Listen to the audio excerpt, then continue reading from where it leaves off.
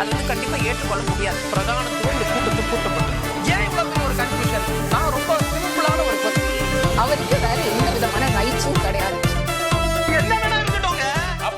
நேர்பட பேசு நிகழ்ச்சிக்கு உங்கள் அனைவரையும் அன்போடு வரவேற்கின்றேன். இன்றைய நிகழ்ச்சியில் நாம் விவாதிக்க இருக்கக்கூடிய தலைப்பு என்பது திமுகவை சேர்ந்த முன்னாள் அமைச்சர்கள் குறிவைக்கப்பட்டிருக்கிறார்கள். அதில் குறிப்பாக ஏவா வேலு அவர்கள் மீது வழக்கு இருக்கிறது. செந்தில் பாலாஜி அவர்கள் மீது ஒரு தேடுதல் இருக்குது. அவர் சார்ந்த விஷயங்கள் தாவேக ஆட்சியை கவிழ்ப்பதற்கான சதி அப்படின்ற வழக்கில் அவருடைய பெயரும் அடிபட்டு கொண்டிருக்கிறது. திரு அனிதா ராதாகிருஷ்ணன் அவர்கள் கைது செய்யப்பட்டிருக்கிறார். மேலும் பலருக்கு தயாராகி கொண்டிருக்கிறது வலை. அப்படிதான் நமக்கு செய்திகள் கிடைக்கிறது. இதையெல்லாம் இணைத்து தான் நம்ம தலைப்பை கட்டமைச்சிருக்கிறோம். விஜய் அரசின் கைது நடவடிக்கைகள் எப்படி எதிர்கொள்ளப் போகிறது திமுக? இதுதான் தலைப்பு. நான் விருந்தினர்களை உங்களுக்கு அறிமுகம் செய்து விடுகிறேன். பத்திரிகையாளர்கள் மற்றும் அரசியல் விமர்சகர்கள். திரு ஜீவ சகாப்தன் அவர்கள், வணக்கம் ஜீவா. திரு காமேஷ் அவர்கள், வணக்கம் காமேஷ். திரு நந்தகுமார் அவர்கள், வணக்கம் நந்தகுமார். திரு ஷியாம் அவர்களும் நம்மோடு இணைந்திருக்கிறார். வணக்கம் ஷியாம். உங்களிடமிருந்தே தொடங்குறேன். திமுக எப்படி எதிர்கொள்ள போகிறது அப்படின்றது செகண்ட் பார்ட். தாவேக அரசு, விஜய் அரசின் இந்த கைது நடவடிக்கையை எப்படி பார்க்குறீங்க? நமக்கு நிறைய பேர் அடிபடுது, இவங்கெல்லாம் கைது செய்யப்படலாம் அப்படின்னு. அதற்கான முன்னோட்டம் தொடங்கிருச்சு. எப்படி இதை புரிஞ்சுக்கிறீங்க? என்ன கணக்கு இருக்கிறதா பார்க்குறீங்க ஷா? அரசியல் கைதுகள் எப்போதுமே அரசியல் தான் கணக்கு, வேற கணக்கே கிடையாது. இது கலைஞர் காலத்தில் ஜெயலலிதா கைதிலிருந்து நிறைய கைதுகள் நீங்கள் சொல்லலாம். ஆனால் நீதிமன்றத்தில் நிரூபிக்கப்படும் வரை அந்த கைது அந்த அரசியல்வாதியை மேலும் உரப்படுத்துவதில் தான் எப்போதுமே அமைகிறது. அப்போ தாவேக அரசின் கைதுகளால் தாவேக வலுப்பெறுமா, திமுக வலுப்பெறுமா, இப்படிதான் நம்ம பார்க்க முடியும். பொதுவாக ஆளுங்கட்சி நடத்துகிற கைதுகள் மீது மக்களுக்கு எப்போதுமே ஒரு சந்தேகம் இருக்கும். ஒரு அயோட்டா ஆஃப் டவுட்னு சொல்லுவோம்ல, ஒரு சின்ன சந்தேகத்தோடு தான் அவங்க பார்ப்பாங்க. ஏன்னா ஆளுங்கட்சியோட வசதி வாய்ப்புகள் அதிகம். காவல்துறையை பொறுத்த வரைக்கும் ஆளுங்கட்சி என்ன சொல்லுதோ அதை கண்ணை மூடிட்டு செய்யறது தான். ஆனால் இப்போ இருக்கிற சிக்கல் என்ன அப்படின்னா, இந்த கைது நடவடிக்கைகள் நீதிமன்றத்தில் கடுமையாக எதிர்க்கப்படும். உச்ச நீதிமன்றத்திலேயோ பிற நீதிமன்றங்கள்லையோ கைதுக்கு பிறகு வழக்கு நடக்கும்போது பிற மாநிலத்துக்கு வழக்க மாற்றணும்னு அந்த கோரிக்கைகள் வரும். இதெல்லாமே கடந்த ஒரு 10-15 வருஷமா நம்ம பார்த்துட்டு இருக்கிறோம். அப்படி வரும்போது அது கைது நடவடிக்கையை எந்த அரசு கொண்டு வந்ததோ அந்த அரசுக்கு எதிராக முடிவெடுவதற்கான வாய்ப்பு இருக்கு. அதாவது தாவேகாவுக்கு இந்த கைது நடவடிக்கை பின்னடைவை ஏற்படுத்தும் என்பதுதான் என் கருத்து. இதுல திமுக கடந்த கால ஆட்சி என்பது ஊழல் நிறைந்ததா இருக்கு அப்படின்னு நிரூபணம் செய்யற ஒரு முயற்சி நடக்குதா? ஒன்று. ரெண்டாவது, முதல்வருக்கு எதிராக பேசியிருக்கிறாங்க. அவதூறு வழக்கில் நாங்கள் கைதே செய்வோம், ஒரு அடக்குமுறையை உங்கள் மீது காண்பிப்போம் அப்படின்ற செய்தியா? என்ன செய்தியை திமுகவுக்கு கொடுக்குறாங்க? பொதுவாக கிரிமினல் டிஃபமேஷன், சிவில் டிஃபமேஷன் ரெண்டு இடையில பெரிய வித்தியாசம் இருக்கு. நான் தனிப்பட்ட முறையில் ஒரு 184 டிஃபமேஷன் வழக்குகளை மட்டும் சந்திச்சிருக்கிறேன். பல்வேறு நீதிமன்றங்களை சந்திச்சிருக்கிறேன். அதை ஒரு காலகட்டமாக அதை வாபஸ் வாங்குறதே பெரிய வேலையாக இருந்தது. ஒரு அரசு மாறிடும், அதுக்கு பிறகு அடுத்த அரசு அது தொடர்ந்து நடத்தாது, நம்ம மட்டும் வாய்தாவுக்கு போயிட்டு வந்துகிட்டே இருப்போம். நானே வழக்கறிஞராகி அப்படி அதை கொஞ்சம் கொஞ்சமா அது வாபஸ் வாங்க வைத்தேன். அது அரசு ரெப்ரசன்டே பண்ணாதுங்க, அடுத்த அரசு வந்துருச்சுன்னா. இது நடைமுறையா இருக்கிற விஷயம். அப்போ தாவேக அரசு தான் நிரந்தரம் அப்படி ஒரு நம்ம ஜனநாயக அரசியல் அப்படி எடுக்க முடியாது. அரசுகள் மாறும், பல காரணங்களால மாறும்போது வழக்குகள் தொடர்ந்து நடக்காது.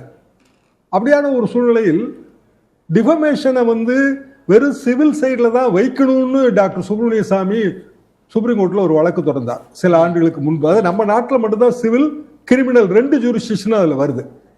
பெரும்பாலான நாடுகள்ல சிவில் மட்டும்தான். என்னன்னா அது இழப்பீடு சம்பந்தமான ஒரு விஷயம், சிவில் லா கீழே வருது. கிரிமினல்ங்கிறது அது வேற, அதுக்குள்ள கொண்டு வரக்கூடாதுங்கிறது வாதம். ஆனா உச்சநீதிமன்றம் அதை ஏற்றுக்கொள்ளவில்லை. ஏன்னா நம்ம ஸ்டாச்சுல இருக்க மாற்ற முடியாதுட்டாங்க. இப்ப கிரிமினல் டிஃபமேஷனோட அடிப்படை என்ன அப்படின்னா பிரைவேட் கம்ப்ளைண்ட் தான். உதாரணமாக முதல்வர் விஜய் மீது ஒரு அவதூறுன்னா முதல்வர் விஜய் தான் பிரைவேட் கம்ப்ளைண்ட் கொடுக்கணும். அவர் சார்பாக ஒரு ஏஜென்சி, கவர்மெண்ட் ஏஜென்சி கைது நடவடிக்கை நடத்த முடியாதுங்க. அது சரியாக வராது, எப்போதுமே சரியா வராது. பிரைவேட் கம்ப்ளைண்ட் கொடுக்க முடியாது. என்ன காரணம்னா பிரைவேட் கம்ப்ளைண்ட் கொடுத்த பார்ட்டியும் கோர்ட்டுக்கு வரணுங்க. கீழமை நீதிமன்றத்தில் தொடங்க வேண்டிய ஒரு விஷயம், மேஜிஸ்ட்ரேட் கோர்ட்ல தொடங்க வேண்டிய ஒரு விஷயம். ஸோ நிச்சயமா ஒரு முதலமைச்சர் அதுக்கு வர முடியாது. அந்த காலகட்டத்தில் டிஜிபி, அப்போது டிஜிபியாக இருந்த ஸ்ரீபால் அவர்களுக்கும் எனக்கும் ஒரு கிரிமினல் டிஃபமேஷன் நடந்ததுங்க. அது Chennai metropolitan magistrate court. So 2-3 தடவை அவரும் வந்தாரு, நானும் போனேன். அப்புறம் நாங்க 2 பேருமே அது 2 பேருக்குமே முடியாத காரியமாக இருந்தது. அப்புறம் அது ஒரு அவுட் ஆஃப் கோர்ட். இப்ப நீங்க சொன்ன மாதிரி இதெல்லாம் ஆட்சியாளர்களுக்கு தெரியாம இருக்காது. இப்போ பல பெயர்கள் அடிபடுது. இப்போ திரு ஏவாவேலு அவர்கள், இப்போ திரு சிவசங்கர் அவர்களை கூப்பிடுறாங்க. அது லஞ்ச புகார் அப்படின்னு சொல்லி ஆதாரம் இருக்கு, வாங்க உங்களை விசாரிக்கணும் அப்படின்றாங்க. கரூர் விவகாரத்தில் திரு செந்தில் பாலாஜி அவர்கள் பெயர் அடிபடுது. இப்போ ஆட்சி கவிழ்ப்பு சதின்னு சொல்லி அவர் பெயர், சகோதரர் பெயர் அப்படின்றாங்க. இன்னும் இந்த பட்டியல் நீண்டு கொண்டே இருக்கிற மாதிரி தெரியுது. இது என்ன திமுகவுக்கு ஒரு நெருக்கடி கொடுக்கணும் அப்படின்னு நினைக்கிறாங்களா? இதுல என்ன விளைவு, அரசியல் விளைவுன்னு எப்படி என்ன நடக்கும்னு நினைக்கிறீங்க? அரசியல் விளைவுனா திமுக தானங்க இதுல மேலும் உரம் பெறும். நெருக்கடியை கொடுக்க முடியாதுல்ல. அதிமுக பேர்ல கலைஞர் காலத்துல போடாத வழக்கா 96, 97 காலகட்டம் தனி கோட்டுலாம் போட்டாங்க. தனி கோட்டு போட்டு மேல இங்க சென்னை கலெக்டர் ஆஃபீஸ் மேலதாங்க அந்த 3 கோட்டு இருந்தது. அதுலயும் நான் பிராக்டிஸ் பண்ணியிருக்கேன். கடைசியில் அது தேவையே இல்லை. 1.25 வருஷம் கழிச்சு ஜெயலலிதா அவர்கள் 30 சீட்டு ஜெயிச்சாங்க 98 மக்களவை தேர்தலில். என்ன காரணம்னா கட்சியினர் மீது ஏதாவது ஒரு ஒடுக்குமுறை வரும்போது அந்த கட்சி மிக இயல்பாக வலுப்பெறுகிறது. பெரும்பாலும் இதுதாங்க நிலைமை. 2000 ஜெயலலிதா மீது தண்டனையே ஆகிப்போச்சு கலர் டிவி வழக்குல. 2001 ஜெயலலிதா ஆட்சி வந்தது. அப்போ அந்த கூட்டணி கட்சிகள் எல்லாம் எப்படி ஜெயலலிதாவோட சேர்ந்தது? காங்கிரஸ், தமாக எல்லாம். ஷாம், நீங்க சொல்றது ஒரு வரலாற்று பின்னணியில ஒரு முக்கியமான விஷயத்த சொல்றீங்க. இப்ப ஜெயலலிதா அவர்கள் மீது நிறைய வழக்குகள் போடுறப்ப இவங்க பழி வாங்குறாங்களோ அப்படின்ற எண்ணம் ஏற்பட்டது போல இருந்தது மக்கள் மத்தியில. நீங்க சொன்ன மாதிரி கூட்டணி கட்சியினரே அதை பேசினாங்க, என்ன இது பழி வாங்கும் போக்கு இருக்கோ அப்படின்னு. இன்னொரு புறம் திரு கலைஞர் அவர்கள் கைது அப்படின்றப்ப திமுகவினர் அப்ப கொஞ்சம் உற்சாகம் குலைஞ்சு இருந்தாங்க. அந்த கைது நடவடிக்கைக்கு பிறகு தமிழகம் எங்கும் போராட்டங்கள்லாம் இருந்தது. இப்ப இது எல்லா ஆட்சியாளர்களுக்கு தெரியாம இருக்காது இல்ல. ஆனா முதல்வரே பேசுறாரு, நாங்க ஊழலை கண்டுபிடிச்சிட்டோம், அதுக்கான நடவடிக்கை, நானும் பணத்தை தொட மாட்டேன், தொட்டவங்களையும் விட மாட்டேன்றப்ப அவர் அப்படி ஒரு இமேஜை கொண்டு வரணும்னு நினைக்கிறாரா? இரும்பு கரம் கொண்டு அடக்குறோம் அப்படின்னு காமிக்க நினைக்கிறாரா? பொதுவாக இந்த இரும்பு கரம் எல்லாமே ஒரு டயலாக் தாங்க நான் எப்போதுமே நினைப்பேன். என்ன ரீசன் நான் சொல்றேன் இல்லைங்களா? இப்ப நீங்க சொன்ன உதாரணமே கலைஞர் அரெஸ்ட் ஜெயா டிவில இப்ப நான் பேசியிருக்கிறேன் அதை பற்றி. ஆனா அதுக்கு பிறகு 2004 தேர்தல் என்ன ஆச்சுன்னா திமுக கம்பேக்ல தான் போய் முடிஞ்சது. காரணம் என்னன்னா அந்த கட்சியில அதிருப்தியா இருப்பாங்கல்ல. நிச்சயமா ஒரு கட்சியில அதிருப்தி இருக்குங்க. உள்கட்சி அதிருப்தி இல்லாத கட்சியே கிடையாது. திமுக இருக்கும், அதிமுக இருக்கும். அந்த அதிருப்தியை இதுல அவங்க மறந்துடுவாங்க. அதாவது நம்ம கட்சியவே அழிக்கிறதுக்கு முயற்சி பண்றாங்க, அந்த கட்சி இருந்தா தான் நமக்கே அரசியல் வாழ்வுங்கிற ஒரு உணர்வு எல்லாருக்குமே வரும். அதான் அதோட மிகப்பெரிய சிக்கல் அதுதான். அதாவது உளவியல் ரீதியாக கட்சிக்காரர்களோட மன உறுதியை, நாளைக்கு திமுக ஆட்சிக்கு தாவேகா பேர்ல எப்படி ஒரு நடவடிக்கை எடுத்தாலும் இதே நிலைமை தாங்க வரும். தாவேகா ஸ்ட்ரென்தன் ஆகும்.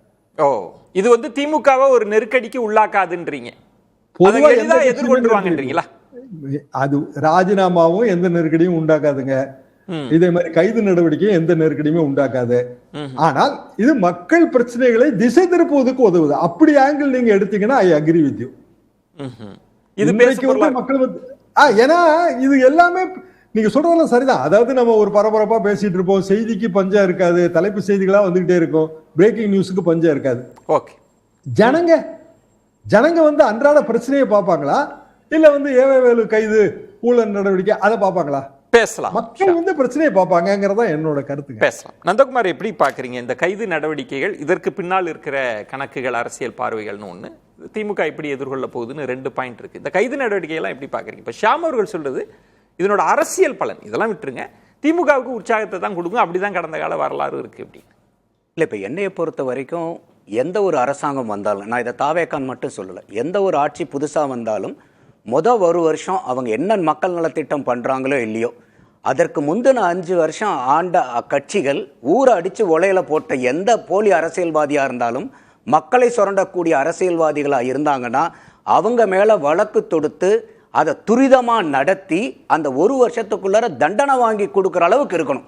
இப்போ ஐயா ஷாம் சொன்ன மாதிரி பார்த்தீங்கன்னா இது வருஷ கணக்கில் நடந்துக்கிட்டே இருந்துச்சுன்னா பிரயோஜனம் இல்லை. அப்போ என்ன ஆகும்னா, இது இந்த அரசாங்கம் மட்டும் இல்லை, மாறி வரப்போற எல்லா அரசாங்கமும் இதையே செஞ்சாங்கன்னா ஒரு 2-5 ஆண்டுகள் 3-5 ஆண்டுகள் கழிச்சு எந்த அரசியல்வாதிக்கும் ஊழல் பண்ணணுங்கிற எண்ணமே வராது. அவங்க பணத்தை தொடர்றதுனா கூட கை உதறணும். அந்த அளவுக்கு சட்டங்கள் கடுமையாக்கப்படணும். ஆளக்கூடிய அரசாங்கத்துக்கு அந்த பொலிட்டிக்கல் வில் இருக்கணும். இப்போ ஷாம் சார் சொல்றதுல பார்த்தீங்கன்னா இதுக்கு முன்னாடி நடந்த கட்சிகள் எல்லாம் மாறி மாறி பண்ணுனாங்க, இது இன்னொரு கட்சிகளுக்கு அது பலம் கொடுத்ததுங்கிறது பார்க்கும்போது இது வரைக்கும் என்னன்னாக்கா, இப்போ ஐயா RS பாரதி அவர்கள் கூட சொன்ன மாதிரி நாங்கெல்லாம் பகையாளிங்க இல்லைங்க, நாங்கெல்லாம் பங்காளிங்க தான், சரி அப்படிங்கிற ஏங்கல்ல நீ வந்தா என்னைய பாத்துக்கோ, நான் வந்தா உன்னைய பாத்துக்கிறேன். பங்காளிகள்ல பாதி பேர் தாவேகாவுக்கு வந்தாச்சு. இல்ல அதுதான் சொல்ல வரேன். இப்போ அங்கேயும் பங்காளிக வந்தாச்சு. அப்போ நாங்க வந்தா உங்களே பாத்துக்கிறோம், நீங்க வந்தா எங்களே பாத்துக்கிறோங்கன்னு போனனால எந்த அரசியல்வாதிக்கும் தப்பு செய்யறதுக்கு எந்த பயமும் கிடையாது. ஏன்னா இது எத்தனை வருஷம் ஓடுதுன்னு தெரியாது. ஆட்சி மாறினதுக்கு அப்புறம் யாரும் கேஸ் நடத்த வர மாட்டாங்க, பாத்துக்கலாம் அப்படிங்கிற ஒரு தைரியம் தான்.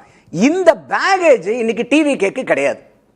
புதுசா வந்திருக்கிறனால அவங்க மேல ஏதோ ஒரு ஊழல் வழக்கு இருக்கா, இல்ல குற்றச்சாட்டுகள் இருக்கா, அவங்க பயந்துகிட்டு இவங்க மேல நடவடிக்கை எடுக்காம இருக்குதுங்கிறதுக்கு அந்த அட்வான்டேஜ் இப்ப டிவி கவர்மெண்ட்டுக்கு இருக்கு. நீங்க சொல்ற மாதிரி அவங்களுக்கு பேகேஜ் இல்லதான், அதுல மாற்று கருத்து இல்ல. இப்ப திமுக என்ன சொல்லுதுன்னா, எங்களை பழி வாங்குறாங்க பாருங்க.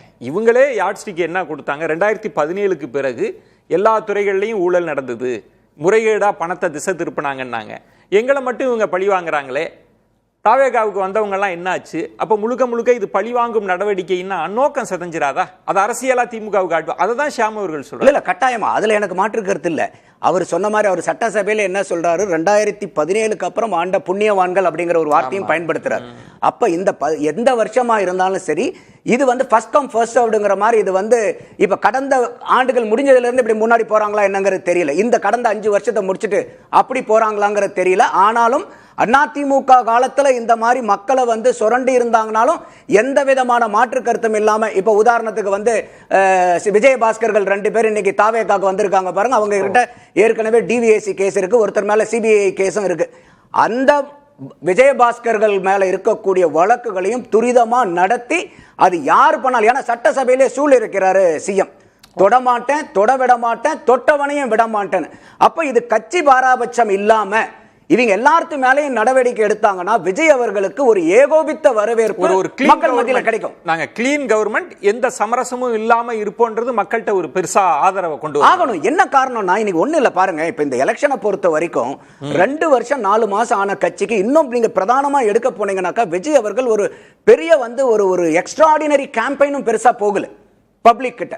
இருந்தாலும் இவ்வளவு குறுகிய காலத்துல 35% வாக்கு வாங்கி இன்னைக்கு 76 வருஷ திமுகவையும் 53 வருஷ அதிமுகவும் பின்னுக்கு தள்ளி முன்னுக்கு வராங்கன்னாவே மக்கள் கிட்ட இந்த ஆண்டுகிட்டு இருந்த ஏற்கனவே இருந்த திமுக அதிமுக மேல ஏகப்பட்ட கடும் கோபம் இருந்துச்சு மக்கள் கிட்ட. மாற்று இல்லாம பாத்துக்கிட்டு இருந்தாங்க. இப்ப ஐயா விஜய் அவர்கள் பேசின பெரிய அரசியல் சித்தாந்தத்தினால ஓட்டு மாறி விழல. எப்படியாவது நமக்கு ஒரு விடுவு காலம் வராதா, நமக்கு ஏற்கனவே இந்த மாதிரி மாறி மாறி ஊழல் பண்ணிக்கிட்டு இருந்து நமக்கு ஒரு விடுதலை கிடைக்காதா? என்ன காரணம் கேட்டீங்கன்னா ஒண்ணு இல்ல, இப்ப சமீபமா இது ஒரு 55 நாள் தான் முடிஞ்சிருக்கு இந்த கவர்மெண்ட்டுக்கு. அதுக்குள்ளார பாருங்க, நித்தம் டிவியில ஒவ்வொரு டிபார்ட்மெண்ட்ல இருக்கக்கூடிய கான்ட்ராக்டர்ஸும் அவங்க ஏகப்பட்ட கம்ப்ளைண்ட் சொல்றாங்க. முந்தின ஆட்சிக்கு இப்ப ஒண்ணு இல்ல, சிம்பிளா பாருங்க, இந்த கிரேட்டர் சென்னை கார்பரேஷன்ல நமக்கு இப்ப நீங்க டெண்டர் விடணும் அப்படின்னாக்கா கன்ஸ்ட்ரக்ஷன் மாதிரி இருந்துச்சுன்னா லோயர் ப்ராஜெக்ட் வேல்யூ பாத்தீங்கன்னா 50 லட்சம். இதே கூட்ஸ் அண்ட் சர்வீசஸ் கன்சல்டன்சினா 25 லட்சம். எண்ணிக்கையில பாத்தீங்கன்னாக்கா 90% தமிழ்நாடு கான்ட்ராக்ட் இந்த லெஸ் than 50 lakhs குள்ளார இருக்கிறதா எண்ணிக்கையில. இப்போ ஒண்ணு இல்ல, இத கூட அவங்க என்ன பண்ணிட்டாங்க, காம்படிட்டிவ் டெண்டர்னு மாத்துனாங்க. இப்போ இந்த காம்படிட்டிவ் டெண்டர்னு மாத்தினதுக்கு அப்புறம் இப்ப பாருங்க, ஒரு சற்றேறக்குரிய 25 இருந்து 36% வரைக்கும் பிக்ஸ் பண்ண ப்ராஜெக்ட் காஸ்ட்டை விட கம்மியா கோட்டேஷன்ஸ் வருது. நீங்க சொல்வது இந்த கைது நடவடிக்கைகள் தாவேகாவுக்கு மக்கள்கிட்ட ஆதரவை தான் கொடுக்கும்ன்றீங்க. அதீதமான ஆதரவை கொடுக்கும். ஒரு வகையில இல்ல, இவங்க திமுக மட்டும் தான் ஃபோக்கஸ் பண்றாங்க, அங்க இபிஎஸ் மட்டும் தான் ஃபோக்கஸ் பண்றாங்கன்னு போயிடுச்சுன்னா அது அவங்களுக்கு அது பாதிப்பாகும். இப்ப நான் சொல்றது இப்ப விஜயபாஸ்கர் அவர்கள் 2 பேரும் போய் சேர்ந்திருந்தாங்கன்னா கூட, அதிமுக இருந்தா கூட இவங்க நடவடிக்கை எடுக்கிறதுக்கு ஏகப்பட்ட முட்டுக்கட்ட வரும். இப்ப கூட்டு பக்கத்துல உட்கார வச்சிட்டீங்க, நீங்க வச்சு செய்யலாம். இப்ப அவங்கள உங்களுக்கு உங்க கட்சி உறுப்பினரே கூட இப்போ அப்ப அவங்க மேல இருக்கக்கூடிய நடவடிக்கையை துரிதப்படுத்தி நீங்க நடவடிக்கை எடுத்து தண்டனை வாங்கி கொடுத்தீங்கன்னா, அவங்க இப்ப தாவேகா கட்சிக்காரங்க சொல்ற மாதிரி நாங்க இருக்கிற வரைக்கும், இனிமேல் இவர் இருக்கிற வரைக்கும் இவர் தாங்க சீஃப் மினிஸ்டர் சொல்றாங்க பாருங்க, அது நிஜமாகும். இப்ப 2 விஷயம். ஷியாம் அவர்கள் சொன்னது அன்னைக்கு இருந்த பொலிட்டிக்கல் சினாரியோ, ஜெயலலிதா அவர்கள் இருப்பாங்க, கலைஞர் அவர்கள் இருப்பாங்க, 2 பேரும் மாறி மாறி ஊழல் வழக்குகள் போடுவாங்க, ஒரு கட்சிக்கு பெனிஃபிட்டா இருக்கும். இப்ப நந்தகுமார் சொல்றது தப்பு நடந்திருக்கு, நாங்கள் நடவடிக்கை எடுக்கிறோம், இந்த கைது இப்போ அவர் சொல்றதை பார்த்தா இன்னும் இந்த கைதுகள் அதிகமாக போகுன்றப்ப மக்கள்கிட்ட அவங்களுக்கு ஆதரவு அதிகமாகுன்றது ஒன்று, இந்த கட்சிகளுக்கு நெருக்கடி வருன்றது அவர் பார்வையாக இருக்குது. உங்களுக்கு அது மக்கள் மத்தியில் ஏகோபித்த ஆதரவு இருக்க தான் செய்யுது தாவேகாவுக்கு. எப்படின்னா ஊழலை இது ஒழிச்சிருக்கு அப்படிங்கிறத அவர் முதலமைச்சர் ஆனதுலேருந்தே ஊழல் ஒழிப்புக்கான அரசியலை தான் ரொம்ப தீவிரமாக விஜய் அவர்கள் எடுக்கிறாங்க. தனக்கு எம்எல்ஏக்கள் வேணுங்கிறப்ப கரெக்டாக போய் சிவி சண்முகத்தை போய் பார்க்குறதுல இருந்து தொடங்கி ஊழலை ஒழிப்பதற்காக தான் அவர் செய்கிறாரு. ஊழலை ஒழிக்கணும்னா இந்த அரசு வந்து ஸ்டேபிளாக இருக்கணும். ஸ்டேபிளாக இருக்கணும்னா அதுக்கு வந்து எம்எல்ஏக்கள் வேணும். எம்எல்ஏக்கள் வேணும்னா அதுக்கு செய்ய வேண்டியதை செஞ்சு தான் ஆகணும். ஸோ ஊழலை ஒழிப்பதற்காகவே ஒரு விசேஷமாக ஒரு ஊழல் செய்கிறார்.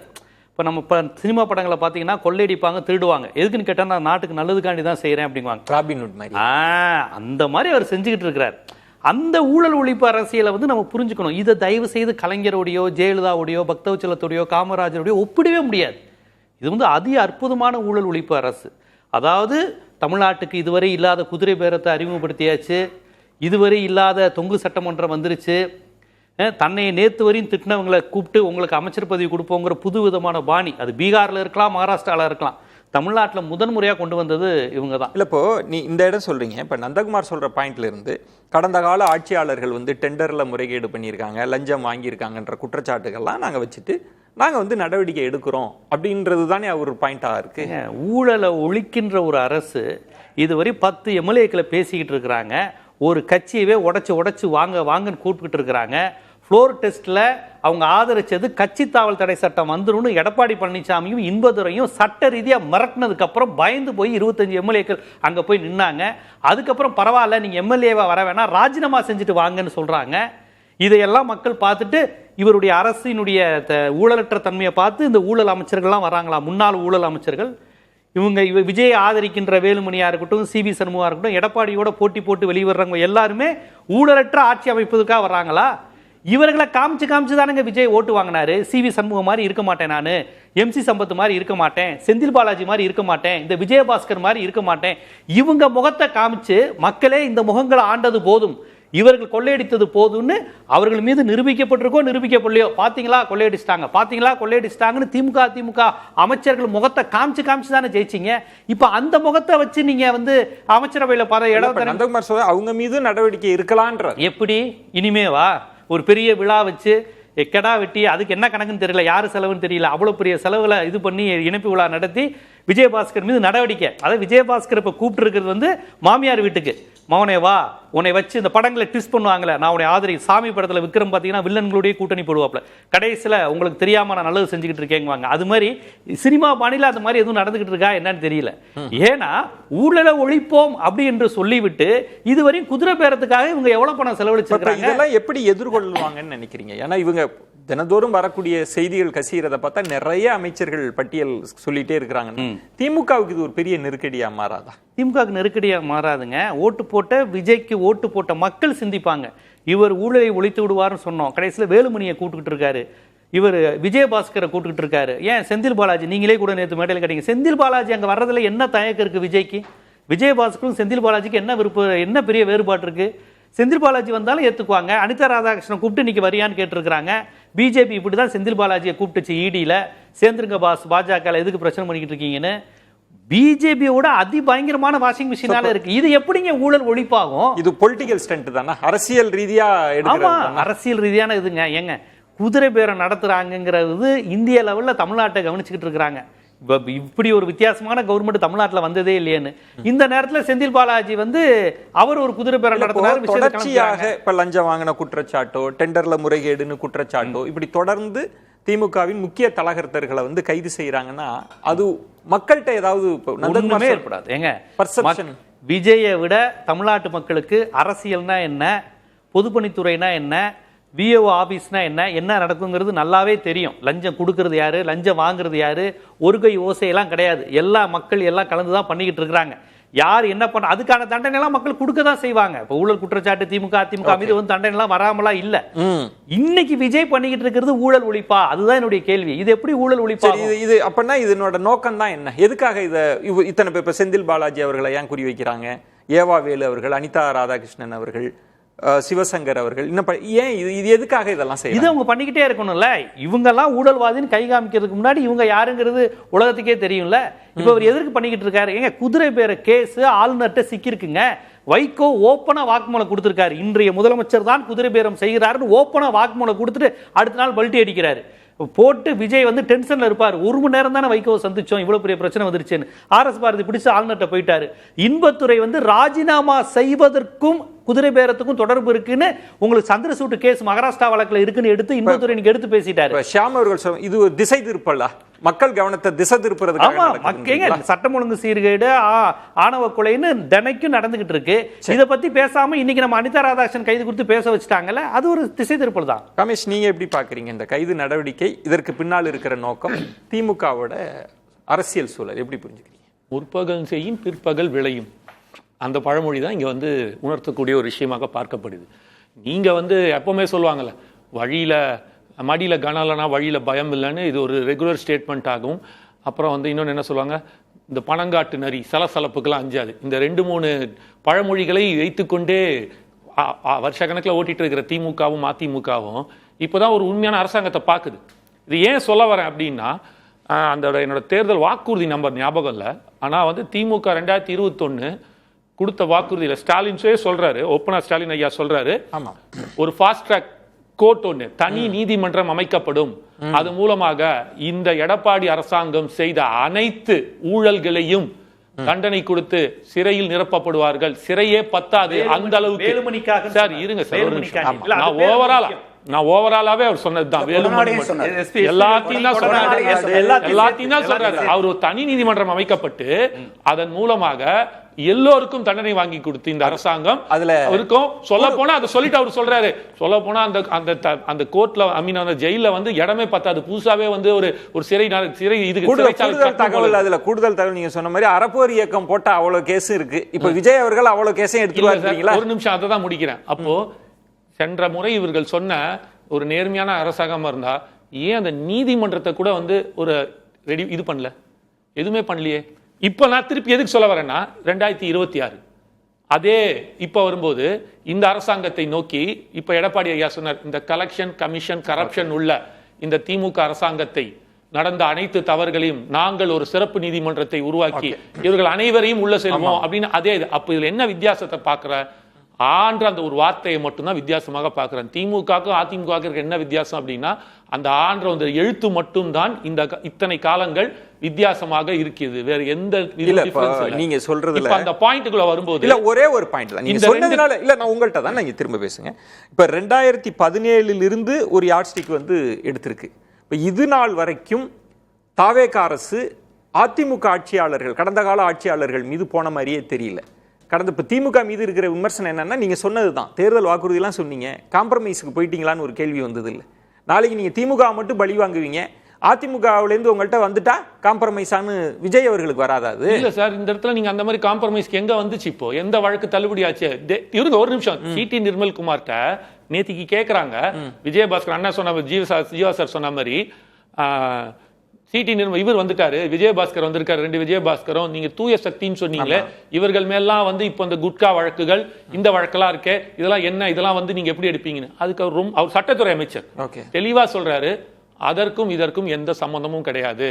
அவர்கள் எங்கள் கட்சியில் வந்து சேர்ந்தாலும், ஜனநாயக முறைப்படி அவர்கள் வந்து சேர்ந்தாலும் கண்டிப்பாக அவர்கள் மீது இருக்கும் வழக்குகள் நிலுவையில் நிறுத்தி வைக்கப்படாது, நடத்தப்படும். உரிய ஒருவேளை அது புருவாச்சுன்னா அந்த தண்டனை அவர்களுக்கானதை உரியதை ஏற்றுக்கொள்ள வேண்டிய ஒரு சூழ்நிலை இருக்குன்றத தெளிவுபடுத்த. உங்களுக்கு இன்னொன்று சொல்லட்டுங்களா, செந்தில் பாலாஜி அவர்கள் வந்து சேர்ந்தப்ப திமுக இதே தான் கேள்வி கேட்டாங்க. அன்னைக்கு இருக்கிற சட்டத்துறை அமைச்சர் என்ன தெரியுமா சொன்னார்? நிர்மல்குமார் சொன்னதே தான் சொன்னார், நாங்கள் ஏதாவது குறுக்கீடு செய்தால் நாங்கள் ஏதாவது அப்படிலாம் ஒன்றும் இல்லை, அது பாட்டுக்கு நடக்க போகுது, இது பாட்டுக்கு என்ன பெரிய வித்தியாசம் சொல்லிட்டாங்க. அன்னைக்கு அதே தான் சொன்னாங்க. அதனால தான் நான் முதல்ல எடுத்த உடனே இந்த 2021 தேர்தல் வாக்குறுதி தேர்தல் அறிக்கையில் ஸ்டாலின் ஐயா சொன்னதையும் 2026 எடப்பாடி ஐயா சொன்னதை எடுத்து வச்சு பேசிட்டு இருக்கும். அந்த காம்பினேஷன் அதுதான் சொல்ல வரேன். இந்த 2 திராவிட அரசியலுக்கும் டிஃபரன்ஸ் வெறும் ஆன்றத வார்த்தை. நான் கேட்கிறது நான் ஒரே ஒரு விஷயம், திமுகவுக்கு மட்டும் ஒரு நெருக்கடி, ஒரு பழிவாங்க அரசியல்ன்ற மாதிரி மூவ் போகுது. அந்த மாதிரி இல்லவே இல்லைன்னு நான் சொல்ல வரேன்.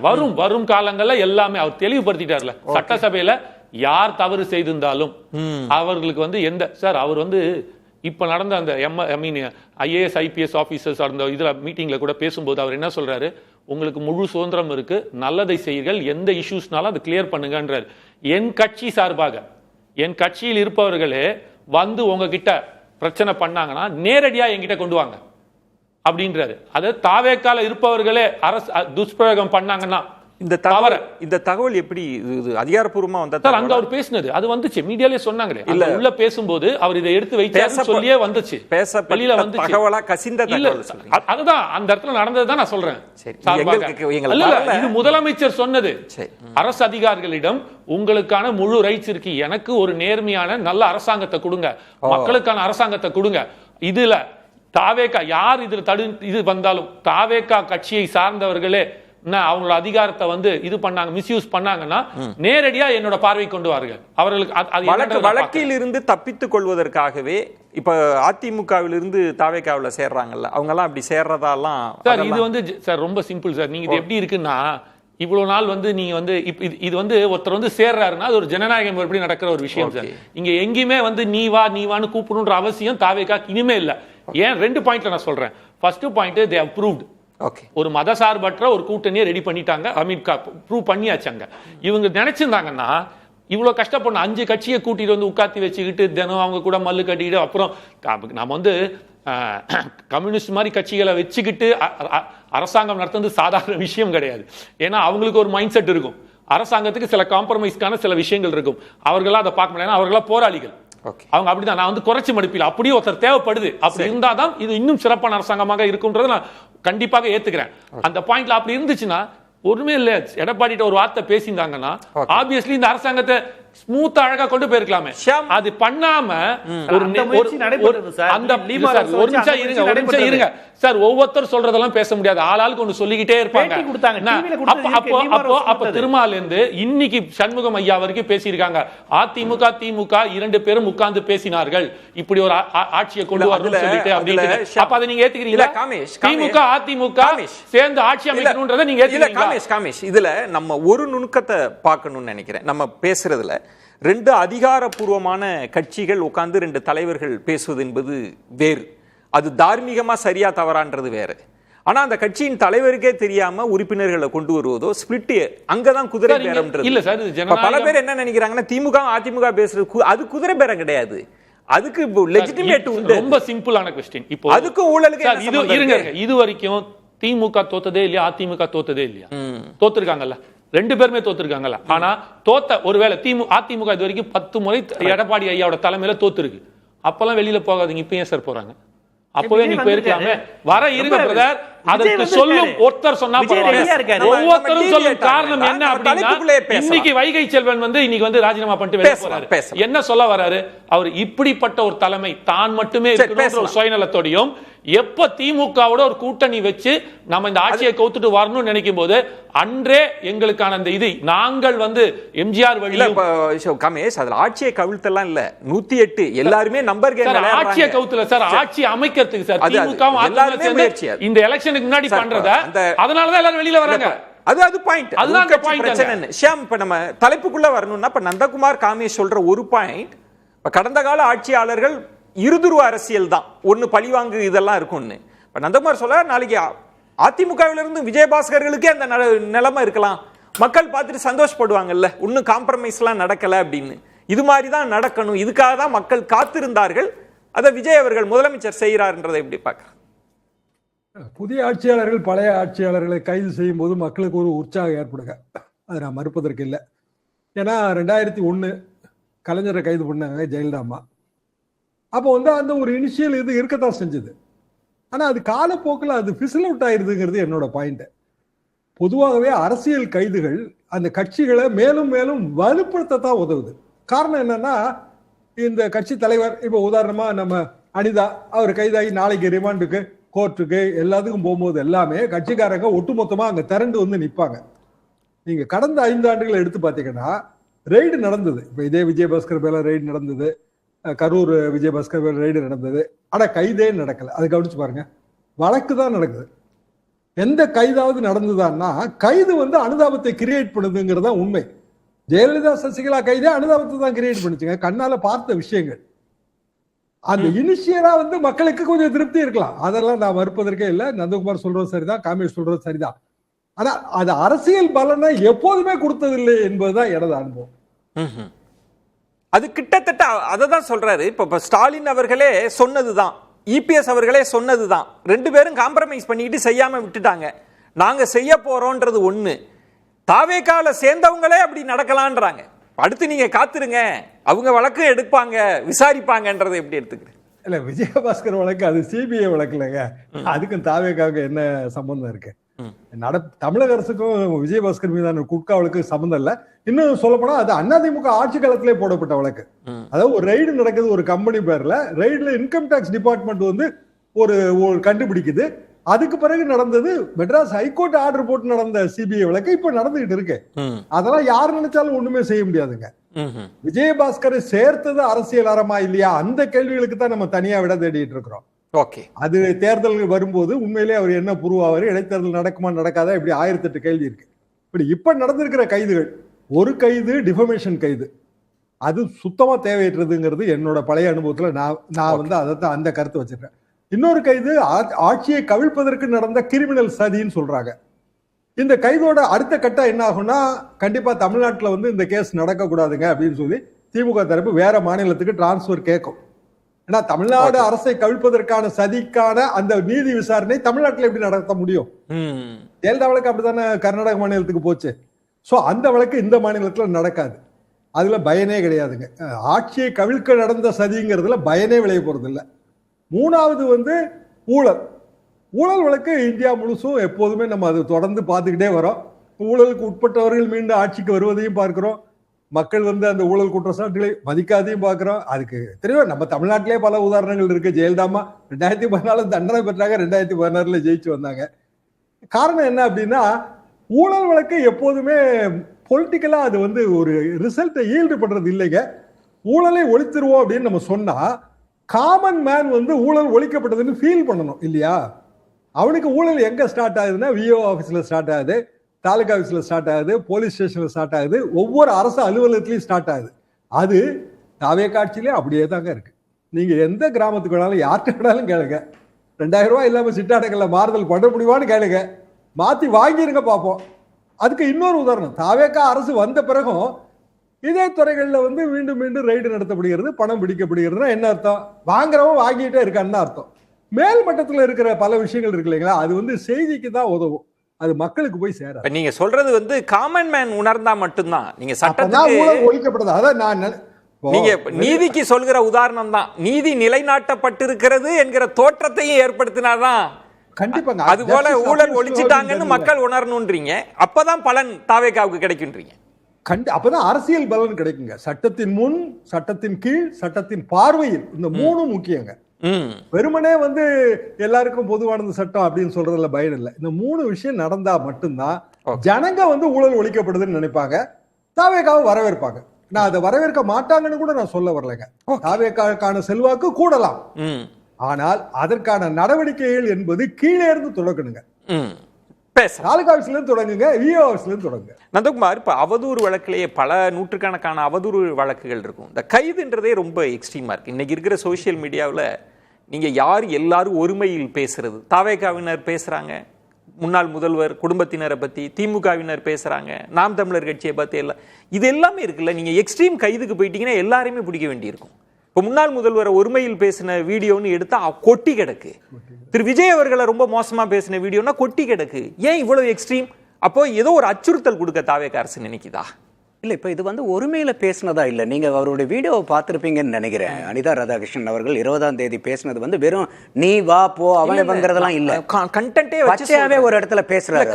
அப்படி பாத்தீங்கன்னா முன்னாள் முதல்வர் குடும்பத்தினர் மீது பேசின வீடியோ கொட்டி கிடக்கு. இல்ல நிறைய, அதுல எனக்கு மாற்று கருத்து இல்ல. இப்ப இது என்னன்னா, அவங்க வந்து 23ஆம் தேதி 20ஆம் தேதி பேசுறாரு, 23 வழக்கு ஃபைல் பண்ணப்படுது. உடனே வந்து அவங்களுக்கு 41 இயர்ல வந்து நோட்டீஸ் கொடுக்குறாங்க, போகல. மறுபடியும் வந்து ஒரு நோட்டீஸ் கொடுக்குறாங்க, போகல. அந்த இடைப்பட்ட காலத்துல இவங்க என்ன பண்றாங்கன்னா, லீகலா வந்து கோர்ட்ல வந்து ஆன்டிசிபேட்டரி பெயிலுக்கு அப்ளை பண்ணல. அதுதான் கைதுன்ற இடத்துக்கு நகர்ந்தது தான் நான் கேட்கிறேன். இது காவல்துறை கூட நகரல, அதை தான் நான் சொல்ல வரேன். அப்போ நீங்க ஒரு ஆன்டிசிபேட்டரி பெயில்னு நீங்க போடும்போது அந்த இடத்துல ஜட்ஜ் கேள்வி கேட்கிறாரு, ஜட்ஜ் இளந்தெரியன் நீதியரசர் கேட்கிறாரு, 7 தடவை நீங்க எம்எல்ஏவா இருக்கக்கூடிய நபர் நீங்க எப்படி பொறுப்போட பேசணும்னு உங்களுக்கு தெரியாதான்னு சொல்லிட்டு சில காரணங்களை சொல்லிட்டு அவர் ஆன்டிசிபேட்டரி பெயில கேன்சல் பண்றாரு. அதுக்கப்புறம் தான் கைது நடவடிக்கை. அதுக்கப்புறம் தான் கைது. அப்ப என்ன சொல்றாங்கன்னா, இது கோர்ட்டே இப்ப நார்மலா வந்து பாத்தீங்கன்னா இப்ப மாரிதாஸை கூட கைது பண்ணாங்க, உடனே பெயில் கொடுத்து வெளியே வந்துட்டாங்க, அது தேவையில்லாத கைது, நம்மளே பேசணும். ஆனா இப்போ இந்த கோர்ட்டே என்ன சொல்லுதுன்னா, இந்த ஆன்டிசிபேட்டரி பெயில கேன்சல் பண்ணும்போது நீங்க காவல்துறை நடவடிக்கை எடுக்கலாம், கோர்ட் வந்து பாத்வே கிரியேட் பண்ணி கொடுக்குது. ஒரு முக்கியமான எனக்கு விளக்கம் வேண்டும். ஏன்னா பலருமே அவதூறு வழக்குல கைது செய்யறது கிடையாது அப்படின்றப்ப இப்ப நந்தகுமார் சொல்றது இது கோர்ட் சொன்னதுனால காவல்துறைக்கு அப்படி ஒரு நோக்கம் இல்லைன்னு ஒரு பொருள் வருது. நம்ம வந்து முன்ஜாமீன் கேட்டாரு, கோர்ட் வந்து முன்ஜாமீன் கொடுக்கல. அவருக்கு இன்னொரு ஆப்ஷன் இருக்கு, அவர் சுப்ரீம் கோர்ட்டுக்கு போகலாம். சுப்ரீம் கோர்ட்டுக்கு போற அந்த கால அவகாசம் கிடைக்காதபடி கைது நடவடிக்கை வந்துருச்சு, இனி போக முடியாது. ஆனா இதே நீதியரசர் இளந்திரையன் அவர்கள் இதற்கு முன்னாடி இதே மாதிரியான ஒரு வழக்கு, யார் வழக்குனா சி வி சண்முகம் வழக்கு, அதுல அவர் என்ன சொல்றாருன்னா, though the speech of the petitioner was harsh, it can be only construed as a criticism against the functioning of the government ன்னு அவர் சொல்றாரு. நேர மாறான நிலைப்பாடு பாருங்க. பெட்டிஷனர் சொன்னது ரொம்ப ஹார்ஷா இருக்குங்க, ஆனாலும் இது வந்து கவர்மெண்ட்டை கிரிட்டிசைஸ் பண்ணாதான் நான் எடுத்துக்கிறேன்னு சொல்லிட்டு அவருக்கு முன்ஜாமீன் கொடுக்கிறாரு, இவருக்கு முன்ஜாமீன் கொடுக்க. அது வந்து நீதியரசனோட உரிமை தான், ஒவ்வொரு வழக்கையும் வெவ்வேறு மாதிரி அணுகுவாங்க. இதுல இதுக்கு காவல்துறை இன்டென்ஷன் இல்லன்றதை எப்படி பாக்குறீங்க? ஏதோ ஒரு பழி வாங்குற மாதிரி கைது பண்ணல, கோர்ட் தள்ளுபடி பண்ணதுனாலதான் கைதுன்றார்ல, அது அப்படி முன்ஜாமீன் கொடுக்கலங்க, அவ்வளவுதான் பாயிண்ட். காவல்துறை கைதும் பண்ணலாம், கைது பண்ணாமலும் இருக்கலாம். ஆனா காவல்துறை தன்னிச்சையாக போய் ஒரு சட்டமன்ற உறுப்பினரை கைது செஞ்சிரும் அப்படிங்கிற அளவுக்கு இந்தியாவில ஜனநாயகம் இருந்தால், தமிழ்நாட்டில் ஜனநாயகம் இருந்தால் வணங்கி வரவேற்க வேண்டிய விஷயம் தான். காமிஷ் எல்லாமே மாறின பிறகுதான் அந்த அரசியல் பலன் கிடைக்கும்ன்றது ஷியாம் அவர்கள் சொல்றது. இல்லைன்னா அது வெறுமனே ஒரு அரசியல் பழிவாங்கல், திமுகவை பழிவாங்கணும், தாவேகா வெர்சஸ் திமுக அப்படிதான் ஒரு ஆட்டம் நடக்குதுன்னு புரிஞ்சுக்குவாங்கன்றது அப்படி இல்ல இல்ல, அந்த மாதிரியான பாயிண்ட்ல வர வாய்ப்பே கிடையாது. ஏன் மறுபடியும் சொல்றோம் அப்படின்னா, இப்ப நந்தகுமார் சார் சொல்லும்போது கூட சொல்றாரு, இது கோர்ட்டுக்கிட்டேன்னு வந்த ஒரு விஷயம். எங்கேயுமே வந்து அவங்க ஆன்டிசிபேட்டரி பெயில் மூவ் பண்றாங்க, ஒரு எஃப்ஐஆர் கூட ஃபைல் பண்ண முடியாத இடத்துல ஒருத்தர் போய் கம்ப்ளைண்ட் கொடுக்குறாரு, அந்த கம்ப்ளைண்டாவே இருக்கு, அந்த நகர செயலாளர் கொடுத்துருக்காரு. நீங்க கேட்டீங்க பல இடத்துல வந்து இதுல கொட்டி கிடக்கு வலைதளங்கள்னு, ரெண்டு டிஃபரன்ஸ் இருக்குல்ல. ஸோ இப்போ அவர் எங்க பேசினார்ன்றதை பார்க்கணும். ஒரு பொதுக்கூட்டத்தில் நின்று அவர் பேசுறாரு, ஸோ மக்களை அட்ரஸ் பண்றாரு. மக்கள் அட்ரஸ் பண்ணும்போது ஒரு எம்எல்ஏவாக்க ஒரு 7 முறை எம்எல்ஏவா இருக்கிறவர் எப்படி பேசணும், என்ன மாதிரியான ஒரு முன்னுதாரணமா இருக்கணும்னு ஒரு விஷயம் இருக்குல்ல. நான் என்ன வேணாலும் பேசுவேன், எப்படி வேணாலும் இருப்பேன் அப்படின்ற ஒரு பாயிண்ட்டுக்குள்ள வந்துட்டு இப்ப நீங்க சொன்னீங்க இல்லையா, அதெல்லாம் ஒரு டிஃபமேஷன் கேஸ்க்கெல்லாம் அரெஸ்டா அப்படின்னு நீங்க கேட்டீங்கன்னா அவன் இஷ்டத்துக்கு பேசிக்கிட்டே இருப்பான், அந்த கண்ட்ரோலே வராது. இல்ல அப்படி இருந்தா இல்ல அதுதான் சொல்ல வரேன். இப்போ இது என்னவா, இது நீங்க அச்சுறுத்தலா பார்க்க கூடாது, இது ஒரு அவேர்னஸ் தான் நம்ம பார்க்கணும். இப்ப நாளையே திமுகவினர் மீது ஒருமையில் பேசினாங்க, என் மாண்பை குலைச்சிட்டாங்கன்னு யாரு வீடியோ எடுத்துட்டு போய் காமிச்சாலும் காவல்துறை கைது சார். அது சைபர் குற்றம் சார், அந்த சைபர் இல்ல நான் சொல்றது அவதூறு பேசிட்டாங்க அப்படின்னு சொல்லி வீடியோவை கொண்டு போய் காமிச்சு ஆதாரத்தை கொடுத்தா காவல்துறை கைது பண்ணி நடுநிலைமையா பண்ணுவாங்க சார். அது என்ன லெவல்ல இருக்குன்ற ஒரு क्वेश्चन இல்ல, நான் சொல்றேன் இதை விட கடுமையா இருக்குன்னா கைது நடக்கும், டெஃபினட்டா இருக்கும், இருக்கணும். அதுதானே சட்ட ரீதியா அதானே பண்ணி ஆகணும். அப்ப ஆப்வியஸ்லி அது பண்ணி தானே செய்யணும். இல்ல பண்ணுவாங்களான்றதுதான் கேள்வி. ஏன்னா நமக்கு கடந்த காலங்கள்ல என்னன்னா ஆட்சியாளர்களுக்காக இருக்கிறவங்க என்ன பேசினாலும் அலோ பண்ணுவாங்க, எதிர்கட்சியை மட்டும்தான் கைது. இப்ப அப்படி இருக்காதுன்றீங்க. ஒன்னே ஒரு பாயிண்ட் என்னன்னா, இப்ப இவர் வந்து ஏற்கனவே இவருக்கு கொடுத்த சம்மனுக்கு அங்க போயிருந்தாருன்னா இந்த பிரச்சனையே வந்திருக்காது. பேசலாம், ஒரு பிரேக் என்கொயரி மட்டும்.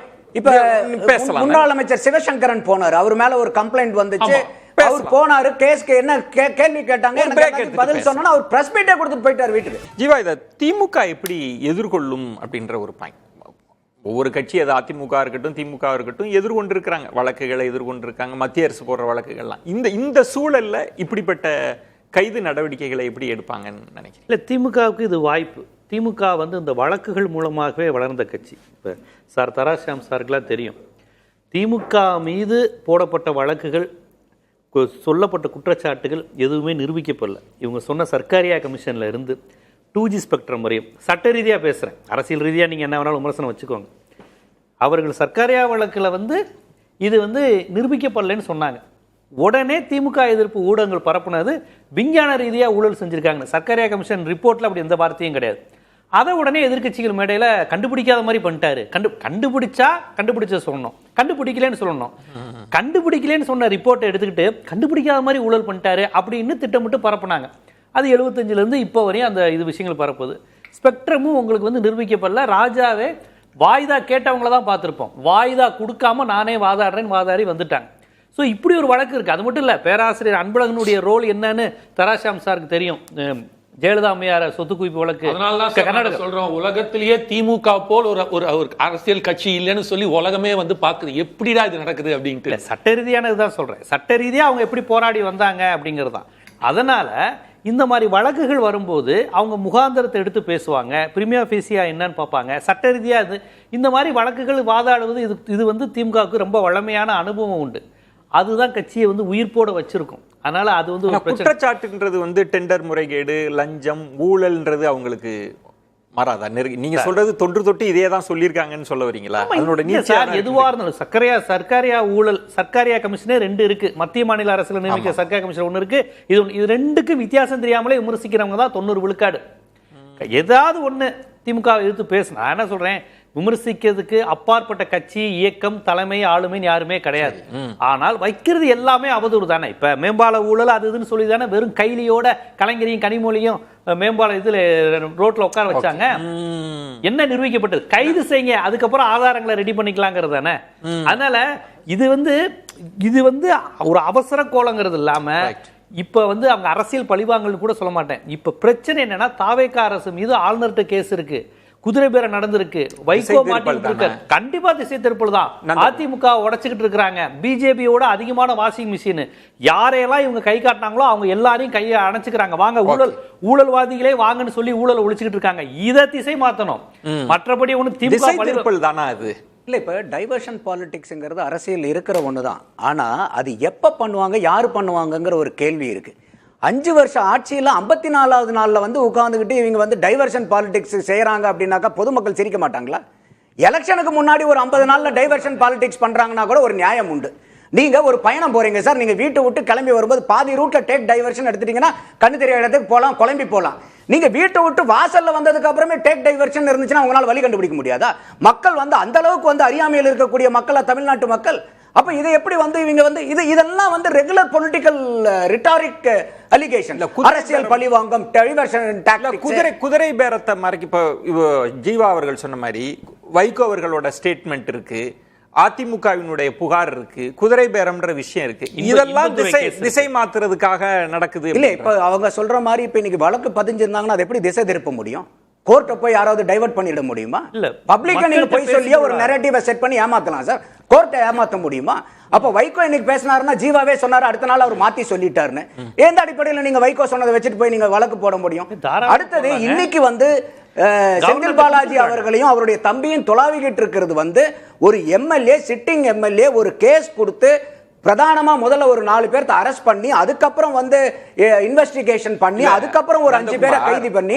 அதனாலதான் நான் சொல்றேன், எந்த ஆதாரமும் இல்ல நந்தகுமார். இல்ல, ஆதாரம் உங்ககிட்ட எப்படி சார் கொடுப்பாங்க? நந்தகுமார், இப்போ ஷியாம் அவர்கள் போற போக்குல தொட்டு காட்டின இடம் தான் எல்லாமே ஆளுங்கட்சியினுடைய காவல்துறை தான். இன்னும் நேற்று பேசுற ஆதவ அர்ஜுனா என்ன சொல்றார், கரூர் மரணங்களுக்கு காவல்துறைன்னு சொல்றப்ப இன்றைக்கு காவல்துறை யார் கட்டுப்பாட்டில் இருக்கு? அங்கிருந்து கசியவிடப்படுகிற தகவல்லாம் யாரோட தான் இருக்கு? இதெல்லாம் எடுத்துப்பாங்களா? அதுதானே ஷியாம் தொட்டு காமிச்சாரு. இப்ப நீங்க சொல்றீங்கல்ல 36 கோடி கொடுக்குறாங்க செந்தில் பாலாஜின்னா, மக்களுக்கு அந்த எண்ணம் இருக்காதா? கொடுக்கிற காவல்துறை யாரோட காவல்துறைன்னு யோசிக்க மாட்டாங்களா? இல்ல, அதாவது காவல்துறை எப்பயுமே ஆட்சியாளர்களுடைய காவல்துறை தான். எதிர்கட்சிக்கு என்னைக்குமே காவல்துறை கிடையாது. அது எந்த கட்சி வந்தாலும் ஆளுங்கட்சியினுடைய காவல்துறை. பேசின ஆதவ அர்ஜுனா என்ன சொல்றாரு, காவல்துறையை தான் குற்றம் சாட்டுறாரு. அவர் என்ன சொல்றாருன்னா, காவல்துறையை குற்றம் சொல்லல, காவல்துறையை ஆளுங்கட்சி எப்படி கையாண்டீங்க? ஒரு எஸ்பி வந்து காவல்துறை ஸ்டேட்மெண்ட்டை தாவேகா கடந்த காலங்களில் ஏத்துக்கிட்டாங்களா? இல்ல, அதைத்தான் நான் சொல்ல வரேன். அவர் வந்து அங்க பொலிட்டிக்கல் அலிகேஷன் தான் வைக்கிறாருங்க. அப்ப நீங்க வந்து ஒரு எஸ்பி வந்து 2000 போலீஸ் இது கொடுத்தாக்கா, இப்ப உதாரணத்துக்கு திருப்பூர் எக்ஸாம்பிள் சொல்றாரு, அங்க 2000 போலீஸ் இல்லாத அளவுக்கு கலைஞ்சு போயிட்டோம், அப்ப ஒரு இன்னொரு ஸ்டாம்பீடு வரட்டும். இது ஒரு பொலிட்டிக்கல் அலிகேஷன். அதுல எனக்கு I have different of opinion. But நமக்கு வந்து இங்க என்னன்னா, இது வந்து எந்த இடத்துல போய் இப்ப இன்னைக்கு இருக்கக்கூடிய கேஸ் ஒரு வழக்கு பதிவு பண்ணி இதை ப்ரூவ் பண்ண வேண்டிய ரெஸ்பான்சிபிலிட்டி அண்ட் அக்கௌண்டபிலிட்டி கவர்மெண்ட்டுக்கு இருக்கு. ஷியாம், நந்தகுமார் சொல்ற பாயிண்ட், இப்ப பல வழக்குகள் அப்படியே நீர்த்து போயிடுச்சு, அன்னைய பரபரப்பு கைது சூட்டோட சூடா நடந்துன்னு. இப்ப நந்தகுமார் சொல்றார் இதை ப்ரூவ் பண்ற இடத்துக்கும் நகருவாங்க அப்படின்றார். அந்த பொறுப்பு அவங்களுக்கு தெரிஞ்சுதான் அதை செய்யறாங்களா?